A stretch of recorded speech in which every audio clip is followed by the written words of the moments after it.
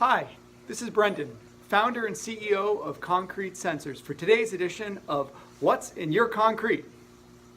So last video I talked about cold weather and how do you define cold weather concrete, and since then the country has gotten frigid.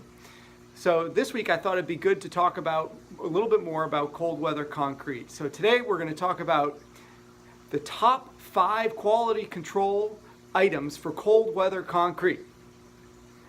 Okay, so number 1, the ambient temperature.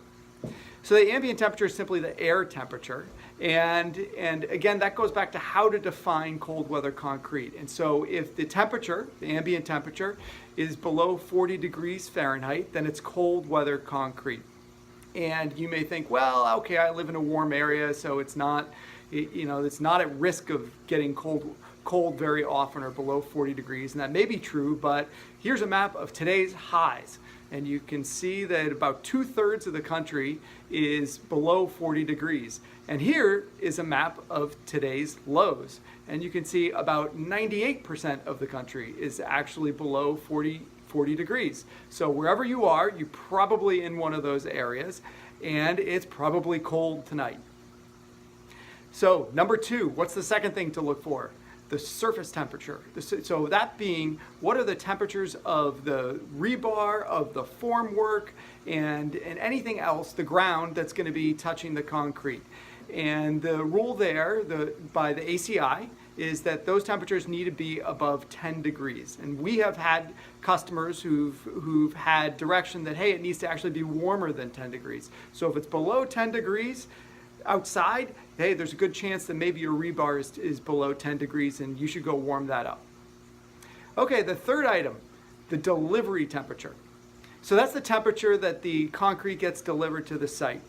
And the best way to find out what temperature that should be is to look again at the ACI. And there's 2 things to look out, or 2 things to pay attention to. Number 1, how thick is the concrete that you're going to be pouring?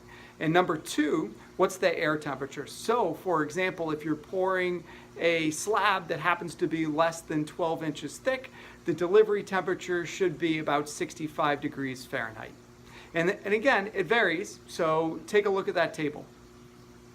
Okay, number 4, protection. So there's 2 things with protection. 1, how long do I need to protect the concrete for? And 2, what's the protection strategy? So the first one, the protection period. How long do I need to protect the concrete? And again, the ACI says, well, if it's at least 3,500 psi, then that's your protection period because it can withstand multiple freeze-thaw cycles. The second part of protection is strategy. So that's what are you putting down to protect your concrete. So it could be blankets, they could be just simple blankets that are insulated, they could be heated blankets, it could be a hydronic heating system, you could be tenting in your concrete, you could be tenting in the building. There's a number of different strategies to pay attention to. If you happen to be doing blankets, one thing that we always mention is to pay attention to the corners and the edges. So cold weather can, in the ambient conditions, can really wick off the temperature from the corners and the edges. Those are the greatest places for risk of failure. Okay, number 5, the rate of cooling. So this sounds kind of silly, right? So who really cares once you've reached your protection period how fast the concrete cools? But actually, this is a big risk of cracking. So what I mean by that is that if the concrete is 65 degrees and it's 20 degrees outside and you take your protection off and the concrete cools very fast, well, that increases the risk for cooling. So just having a nice cure period and warmer temperature is not enough to protect the concrete. You want to pay attention to how fast the concrete loses temperature.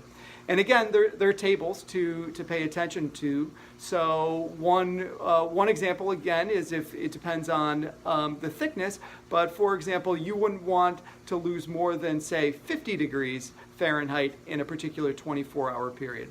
So if it's thicker, you want a smaller degree of rate of cooling. So if it's thicker, you only want it to cool 30 degrees or maybe 20 degrees in a 24-hour period. To wrap up, I would urge you to pay attention to your thermal control plan if you have one. So sometimes an engineer will issue a set of directives of how to protect the concrete or how to pour the concrete in cold weather. And if you don't have that, just simply reference the ACI 306R standard. So that wraps up. If you have any questions, please feel free to contact us.